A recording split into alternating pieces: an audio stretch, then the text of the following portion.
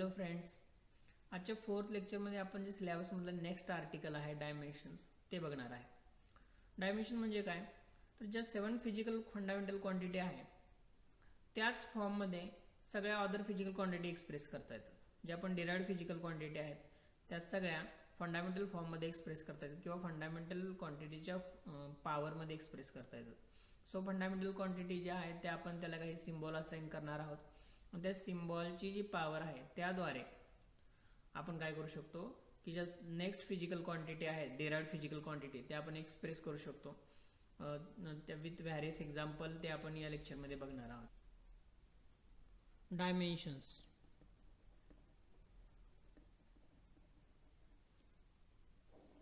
Okay. Any physical quantity can be expressed in terms of fundamental physical quantities. मध्ये कोणती physical quantity असते ते आपल्या फंडामेंटलच्या फिजिकल ज्या क्वांटिटी आहेत त्या फॉर्ममध्ये लिहिता येते, ते त्याच्या पॉवरमध्ये लिहिता येते. त्याच्या पॉवर्स आहेत त्याला आपण म्हणणार आहे डायमेन्शन्स. ओके, कोणत्या फंडामेंटल फिजिकल क्वांटिटी आहेत तर ऑलरेडी तुम्ही शिकलेला आहात की लेंथ आहे, length, then mass, then time, then temperature. Okay, temperature, then I current, then amount of substance, then intensity आहे. ओके, यापैकी इथं जे ॲनालिसिस आहे डायमेन्शन ॲनालिसिस, या केसमध्ये आपण प्रत्येक जे फिजिकल फंडामेंटल क्वांटिटी आहे त्यासाठी एक सिम्बॉल असाइन करणार आहे. सो लेंथसाठी जे सिम्बॉल आहे कॅपिटल एल, माससाठी सिम्बॉल आहे कॅपिटल एम, टाईमसाठी सिम्बॉल आहे कॅपिटल टी, टेम्परेचरसाठी आहे कॅपिटल के. हे कॅपिटल के केल्विनवरून घेतलेलं आहे, SI युनिट आहे याचं टेम्परेचरचं केल्विन त्यावरून. करंटचं सिम्बॉल आहे I. Amount of substance measure केली जाते मोलमध्ये, सो त्याचं सिम्बॉल आहे mole. Okay, and then intensity measure केली जाते कॅन्डेलामध्ये, सो त्याचं सिम्बॉल आहे कॅपिटल सी. या फॉर्ममध्ये आपण ते एक्सप्रेस करणार आहे सगळे युनिट्स किंवा डायमेन्शन्स आपण या फॉर्ममध्ये ॲनालिसिस करणार आहे. ओके, पहिल्यांदा डायमेन्शन्स म्हणजे काय आहेत तर लेंथ, मास, टाइम या सगळ्या किंवा हे सगळे पुढचे जे सिम्बॉल्स आहेत ते सगळ्यांची पॉवरच्या फॉर्ममध्ये लिहिली जातं. कोणतीही फिजिकल क्वांटिटी याच फॉर्ममध्ये लिहिली जाते. Length, mass, time, temperature, current, amount of substance, intensity याच फॉर्ममध्ये ते लिहिलं जातं आणि त्याच्या पॉवरच्या फॉर्ममध्ये जातं. त्याला काय म्हणतो आपण डायमेन्शन. त्या पॉवर ज्या आहेत त्याला आपण डायमेन्शन म्हणतो. सो आपल्या सिलेबसला फक्त बेसिक आहे लेंथ, मास आणि टाइम एवढ्या संबंधीचे फिजिकल क्वांटिटी आणि त्याचंच ॲनालिसिस आपल्या सिलेबसला आहे. सो आपण इथून पुढे फोकस आहे तो लेंथ, मास, टाइम आणि त्या संबंधीचे फिजिकल क्वांटिटी आहेत त्यासंबंधी. सो डायमेन्शन लिहिण्याची एक पद्धत आहे फिजिक्समध्ये. Dimension always return in a square bracket. So असं लिहिलं जातं length, mass, time, square bracket complete. Okay, आणि सगळे जे हे लेटर्स आहेत LMT हे कसे आहेत कॅपिटल लेटर आहेत आणि स्क्वेअर ब्रॅकेट मिळलं जातं. There is no comma in between this letters. इथं कॉमा नाही, फक्त थोडंसं स्पेस आहे आणि स्क्वेअर ब्रॅकेट आहे. ओके, ही त्याची लिहिण्याची पद्धत आहे.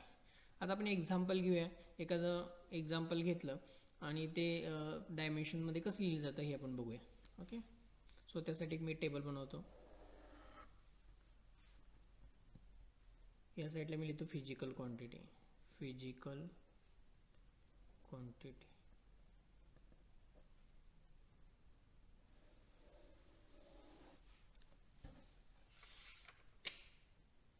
ओके, कोणती फिजिकल क्वांटिटी डायमेन्शन, त्याचं फिजिकल क्वांटिटीचं डायमेन्शन लिहिण्यासाठी तर आपल्याला त्याचा फॉर्म्युला माहीत पाहिजे आणि मग तुम्ही ते डायमेन्शन लिहू शकता. सो इथे मी लिहितो formula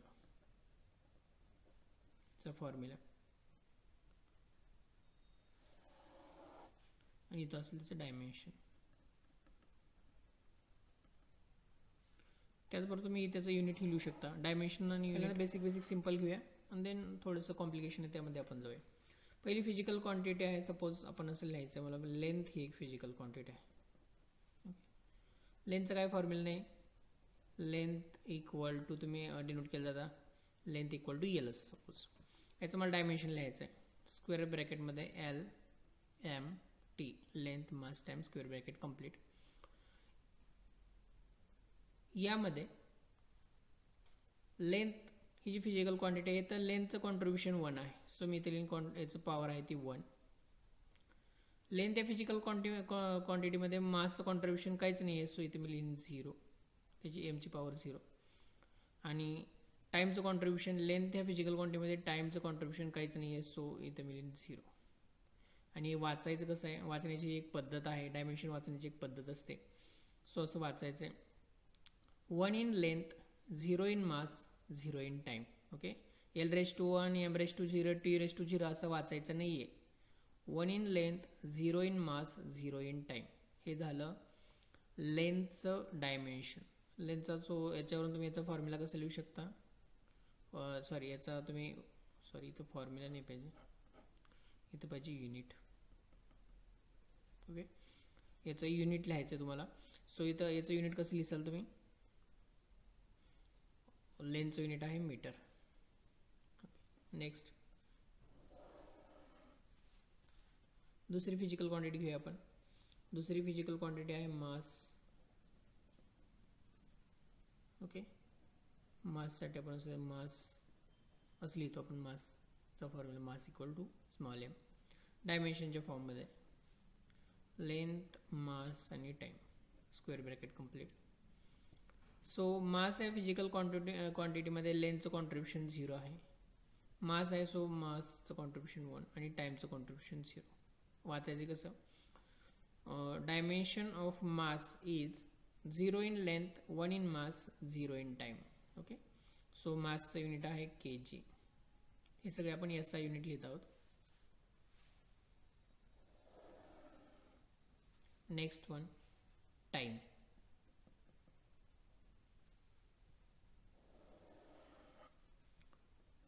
time equal to T असं डिनोट केलं जातं. डायमेन्शन मला लिहायचं याचं, लेंथ LMT हा लिहूनच घ्यायचं, स्क्वेअर ब्रॅकेट कंप्लीट. टाईममध्ये लेंथचं कॉन्ट्रीब्युशन आहे का, नाही आहे. मासचं कॉन्ट्रीब्युशन नाही आहे, टाईमचं कॉन्ट्रीब्युशन 1. सो वाचायचं कसं आहे, कसं रीड करायचं आहे, 0 in length, 0 in mass, 1 in time. Okay, आणि टाईमचं युनिट तुम्हाला माहिती आहे सेकंड. हे झाले फंडामेंटल फिजिकल क्वांटिटीज. आता आपण थोडंसं याच्यावरून डिराईव्ह केलेल्या ज्या क्वांटिटी आहेत त्याकडे जाऊया. For example area. एरियाचं फॉर्म्युला काय, area equal to length into length, length multiply by length. Okay, so मी इथं अगेन मी लिहितं LMT. एरियामध्ये लेंथचं कॉन्ट्रीब्युशन किती आहे बघा, वन्स आणि ट्वाईस, 2 कॉन्ट्रीब्युशन आहे. म्हणजे असं लिहिन मी, पॉवर 2 लिहिन मी, Lची पॉवर 2. मास आहे का यामध्ये, नाही आहे, सो मासची पॉवर 0. टाईम आहे का इथं, नाही आहे, सो टाईमची power 0. So dimension of area is 2 in length, 0 in mass, 0 in time. Okay, power पहिल्यांदा वाचायची, 2 in length, 0 in mass, 0 in time. Okay, एरियाचं मला युनिट लिहायचं आहे. एरियामध्ये लेंथचं कॉन्ट्रीब्युशन 2 आहे, लेंथचा युनिट आहे मीटर आणि त्याची पॉवर 2 आहे, सो मी इथे युनिटमध्ये पण 2 येईल, मीटर स्क्वेअर. खूप इझी आहे. याच्यावरून इझिली तुम्हाला युनिट माहीत असेल तर तुम्ही डायमेन्शन काढू शकता, किंवा डायमेन्शन माहीत असेल तर इझिली युनिट फाइंड आउट करू शकता. Next, volume. व्हॉल्यूमचा फॉर्म्युला काय आहे, volume equal to length into width into height असं लिहू शकता, किंवा तिन्ही लेंथच आहे, सो मी असं लिहितो directly length into length into length. 3 times contribution आहे लेंथचं. सो याचं डायमेन्शन मला लिहायचं आहे. अगेन मी असं लिहितो स्क्वेअर ब्रॅकेटमध्ये LMT. ओके, लेंथचं कॉन्ट्रीब्युशन किती आहे बघा, 1 2 3, सो याची पॉवर येईल 3. मास यामध्ये नाहीच आहे, सो मासचं कॉन्ट्रीब्युशन येईल 0. टाईम इथं नाही आहे, सो टाईमचं कॉन्ट्रीब्युशन येईल 0. So dimension of volume is 3 in length, 0 in mass, 0 in time. Unit मला लिहायचं आहे याचं, लेंथची पॉवर 3 आहे, इथं बाकीचं 0 पॉवर आहे, सो लेंथचं युनिट असतं मीटर आणि याची पॉवर 3 आहे, सो इथे 3. सो व्हॉल्यूमचं युनिट काय आहे, metre cube. Then next one, next physical quantity, density. Okay, डेन्सिटीचा काय फॉर्म्युला आहे, density is equal to mass upon volume. Okay, किंवा मास, इथे मी मास असंच लिहिलं आणि डिवाइड बाय खाली मी लिहितो लेंथ. व्हॉल्यूम ऑलरेडी तुम्ही फॉर्म्युला शिकलाय, लेंथची किती आहे 3 कॉन्ट्रीब्युशन आहे, किंवा मी असं लिहिलं तर चालते का बघा, लेंथ रेस टू 3 म्हणजे लेंथ क्यूब. ओके, 3 वेळा कॉन्ट्रीब्युशन आहे. आता मला याचा डायमेन्शन फॉर्म्युला लिहायचा आहे. कसं लिहिता येईल मला इझी वेनं, हेच लिहून घेतलं. मासचा मला फॉर्म्युला माहिती आहे,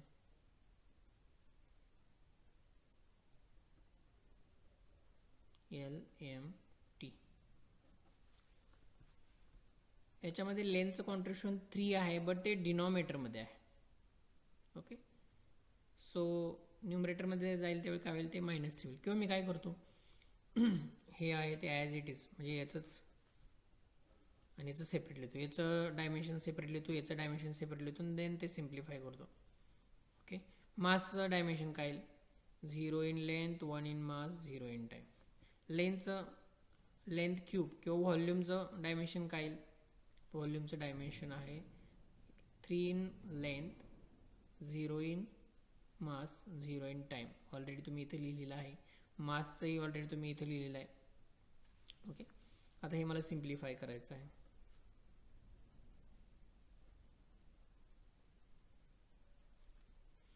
ओके, असं लिहिण्यापेक्षा आपण एकाच फॉर्ममध्ये लिहूया, LMT.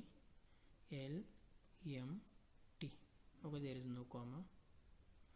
ओके, लेंथचं कॉन्ट्रीब्युशन डिनॉमिनेटरमध्ये, लेंथची पॉवर आहे 3, ते न्यूमरेटरमध्ये जाईल तेव्हा काय होईल, -3. मास आहे ते डिनॉमिनेटरमध्ये 0च आहे, वरती आहे 1 आहे, सो इथं 1च राहील. टीची पॉवर 0 आहे बोथ ठिकाणी, तो 0च राहील. सो डेन्सिटीचं डायमेन्शन काय येईल, -3 in length, 1 in mass, 0 in time. Okay, आणि मला याचं युनिट लिहायचं आहे, that is very easy, kg/m³. Next physical quantity आहे वेलोसिटी. वेलोसिटी किंवा और स्पीड,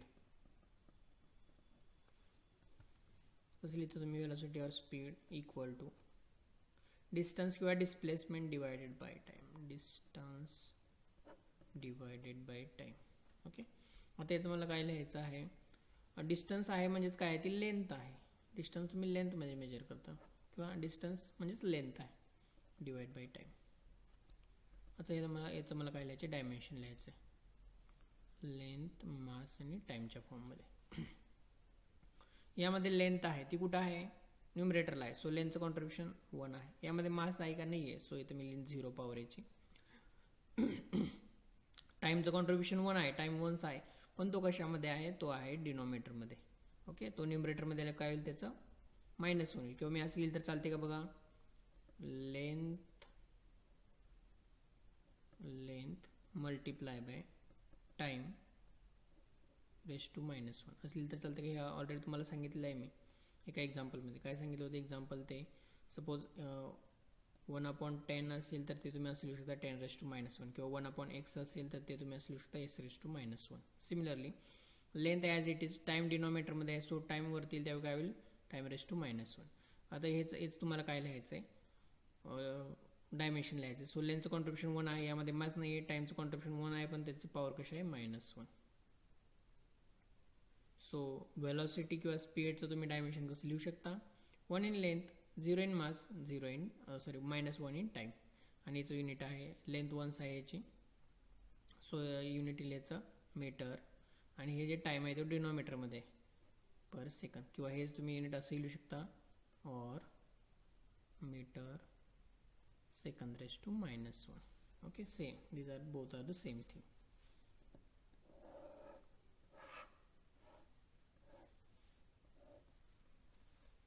नेक्स्ट फिजिकल क्वांटिटी आहे acceleration.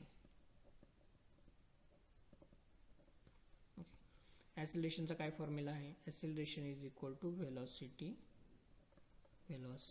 Divided by time. Again वेलोसिटीचं सिम्प्लिफिकेशन तुम्ही ऑलरेडी केलेलं आहे. वेलोसिटीचं इथंच आहे सिम्प्लिफिकेशन. काय आहे सिम्प्लिफिकेशन, लेंथ अपॉन टाइम हे टाईम ॲज इट इज, हे लेंथ अपॉन टाईम, हे लेंथ अपॉन टाईम हे लिहिलं तर हे टाईम खाली येऊन जाईल. हे कसं येईल, लेंथ डिवाइड बाय हे टाईम आणि हे टाईम म्हणजे टाईमचं स्क्वेअर येईल, टाईम स्क्वेअर. किंवा हेच तुम्ही कसं लिहू शकता,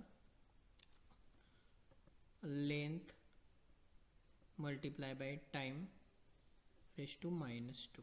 ओके, सेम थिंग. याचं मला डायमेन्शन लिहायचं आहे, लेंथ मास आणि टाईमच्या फॉर्ममध्ये. ओके, लेंथचं कॉन्ट्रीब्युशन किती आहे, तर लेंथचं कॉन्ट्रीब्युशन आहे 1, सो इथे मी लिहिन 1. मास कॉन्ट्रीब्युशन आहे का याच्यामध्ये, नाही, सो इथे येईल 0. टाईम किती आहे, 2 आहे, पण त्याची पॉवर कशी आहे, मायनस आहे. ओके, सो डायमेन्शन फॉर्म्युला किंवा dimension of acceleration is 1 in length, 0 in mass, -2 in time. मला याचं युनिट लिहायचं आहे. युनिट आहे लेंथचं कॉन्ट्रीब्युशन 1, सो मीटर, आणि टाईम कसं आहे, टाईमची पॉवर कशी आहे, 2 आहे, पण तो डिनॉमिनेटरमध्ये लेंथ पर सेकंड स्क्वेअर, किंवा हेच तुम्ही असं लिहू शकता या फॉर्ममध्ये, sorry, metre per second square, आणि हे तुम्ही असं लिहू शकता मीटर इंटू सेकंड, त्याची पॉवर येईल -2. Okay, next fundamental physical quantity आहे, दॅट इज फोर्स. फोर्सचा फॉर्म्युला काय आहे, मास इंटू ॲक्सिलरेशन.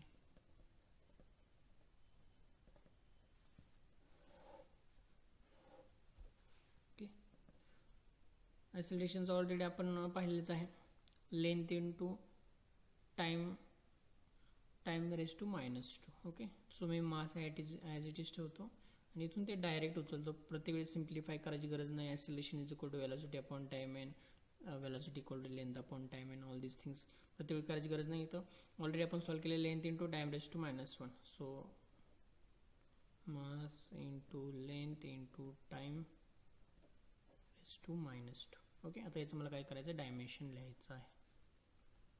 कसं लिहिता येईल डायमेन्शन, लेंथ मास टाईम.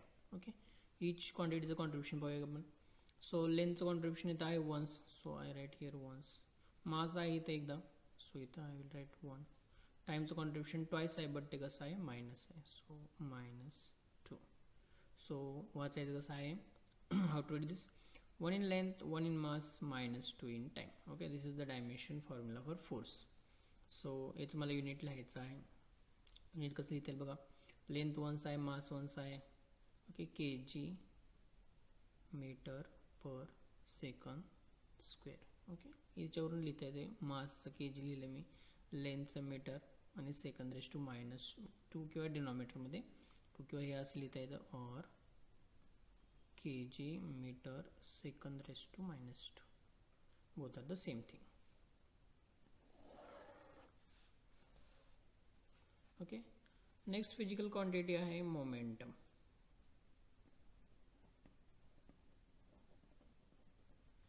मोमेंटमचा काय फॉर्म्युला आहे, momentum equal to mass into velocity, mass into velocity.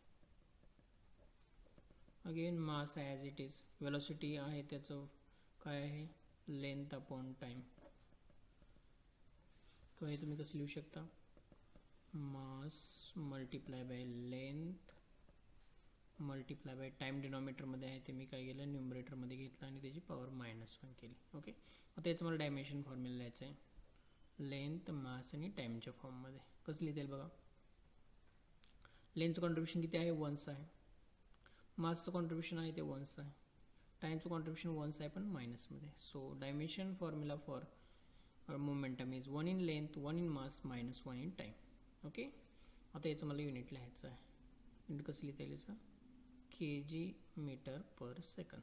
याच्यावरून मास किंवा याच्यावरून लिहिता येतं, kg म्हणजे मास कॉन्ट्रीब्युशन 1 आहे, लेंथचं 1 आहे, टाईमचं -1 आहे, पण ते -1 म्हणजे डिनॉमिनेटरमध्ये. किंवा हे कसं लिहिता येईल, or kg metre second raise to -1. Okay, next physical quantity आहे कायनेटिक एनर्जी.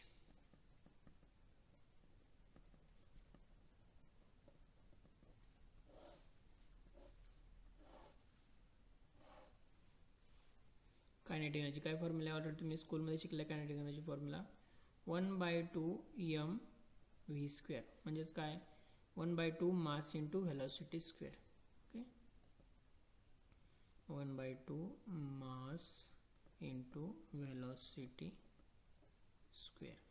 त्यापैकी जी व्हेलॉसिटी आहे तो आपल्याला सिम्प्लिफाय करायला लागेल. यापैकी हा जो 1/2 फॅक्टर आहे हा नंबर आहे, याचं डायमेन्शन किंवा युनिट नसणार आहे. 1/2 हा नंबर आहे, सो आपण आता तो इग्नोर करूया.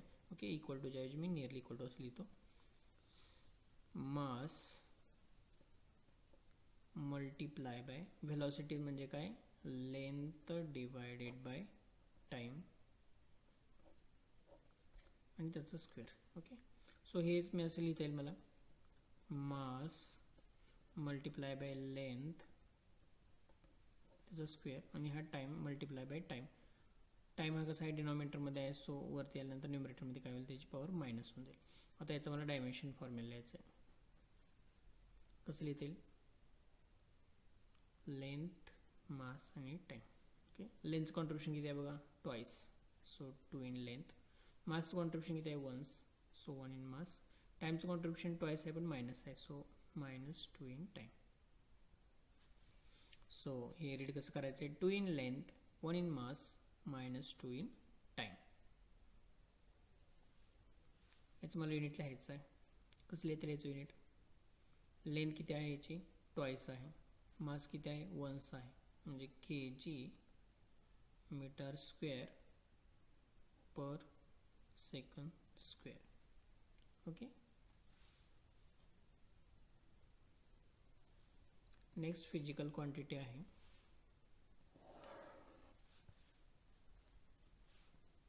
Potential energy.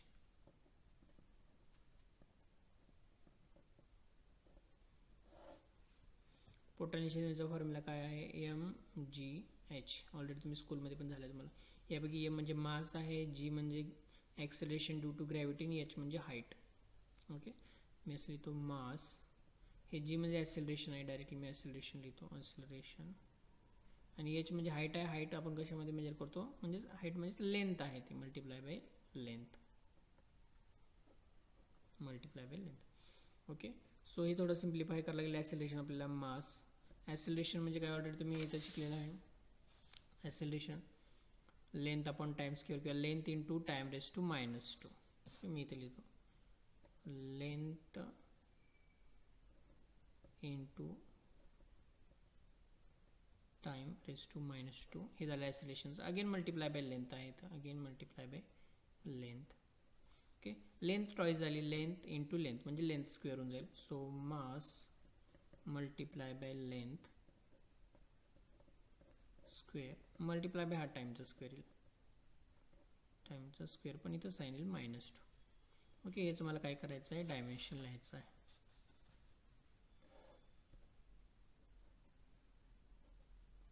लेंथ मास आणि टाइमच्या फॉर्ममध्ये. सो चेक करा इथं लेंथ मास आणि टाइमचं कॉन्ट्रीब्युशन किती आहे. लेंथचं कॉन्ट्रीब्युशन आहे ट्वाइस, सो 2 इन लेंथ. मासचं कॉन्ट्रीब्युशन किती आहे, वन्स, सो 1 इन मास. टाइमचं कॉन्ट्रीब्युशन आहे ट्वाइस, पण कशी पॉवर आहे त्याची मायनस आहे, so -2 in time. So the dimension of potential energy is 2 in length 1 in mass -2 in time. okay, same as a kinetic energy. So energy कुठल्याही फॉर्ममध्ये असू देत त्याचं काय होईल, डायमेन्शन सेम असेल. कायनेटिक एनर्जी असू देत किंवा पोटेन्शियल एनर्जी किंवा आणि कोणती इलेक्ट्रिक एनर्जी असेल किंवा दुसरी कोणती एनर्जी असेल, डायमेन्शन हे फॉर्म्युला त्याचं कसं येईल, सेम असेल, कारण ती एनर्जीच आहे.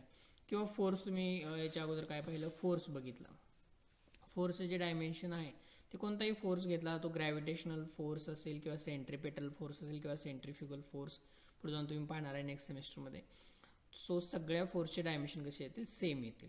ओके, डझंट मॅटर तो कोणत्या प्रकारचा फोर्स आहे. Okay, this is all about dimensions. Thank you.